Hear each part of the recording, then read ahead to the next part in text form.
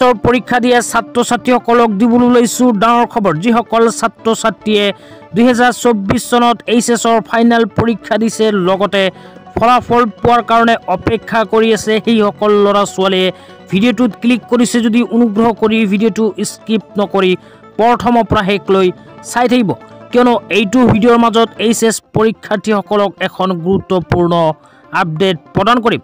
তো যিসকল ল'ৰা ছোৱালীয়ে 2024 চনত এইচএছৰ পৰীক্ষা দিছিল সেইসকল ল'ৰা ছোৱালীৰ ফলাফল কিমান তাৰিখে কেতিয়া ঘোষণা কৰিব, এইটো ভিডিঅ'ৰ মাজত আপোনালোকক সঁচা তথ্যখিনি জনাই দিম। অনুগ্ৰহ কৰি ভিডিঅ'টো স্কিপ নকৰি প্ৰথমৰ পৰা শেষলৈ চাব আৰু মোৰ চেনেলত নতুন হ'লে প্লিজ চেনেলটো ছাবস্ক্ৰাইব কৰি মোৰ লগত থাকিব। তো বলক ভিডিঅ'টো আৰম্ভ কৰি এইচএছ পৰীক্ষাৰ্থীসকলৰ ফলাফল কেতিয়া কিমান তাৰিখে আহিব এই বিষয়ত বিস্তাৰিত জানি লওক। তো যিসকল ল'ৰা ছোৱালীয়ে 2024 চনত এইচএছৰ পৰীক্ষা দিছিল সেইসকল ল'ৰা ছোৱালীৰ কাৰণে যোৱাকালি উপলব্ধ এপত এনেকুৱা এখন আপডেট আহিছিল। ইয়াতে লিখা আছিল লাইকলি টু বি এনাউন্সড বাই মে 10। তো যোৱাকালি উপলব্ধ এপত আপডেট অহা অনুযায়ী যিসকল ল'ৰা ছোৱালীয়ে 2024 চনত এইচএছৰ পৰীক্ষা দিছে সেইসকল ল'ৰা ছোৱালীৰ ফলাফল অহা 10 মে তাৰিখৰ ভিতৰত প্ৰদান কৰিব।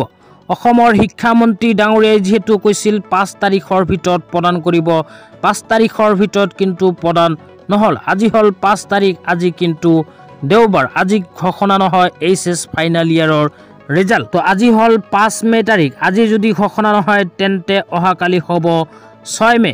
তো 6 মেৰ পিছত কিন্তু 7 মে তাৰিখৰ দিনাখন লোকসভা ইলেকশ্যনৰ ভোট আছে। তো সেই হেতু আপোনালোকক ক'ব পাৰোঁ যে অহা 6-7 তাৰিখে এইচএছ ফাইনেল ইয়াৰৰ ৰিজাল্ট প্ৰকাশ নহয়। তো অহা 6-7 তাৰিখে যদি প্ৰকাশ নহয় তেন্তে অহা 8 তাৰিখত এইচএছৰ ফলাফল ঘোষণা হোৱাৰ পূৰ্ণ সম্ভাৱনা আছে। তো আজি ইমানেই। ভিডিঅ'টো চাই কেনে পালে নিশ্চয় কমেণ্ট বক্সত কমেণ্ট কৰি জনাই দিবলৈ নাপাহৰিব।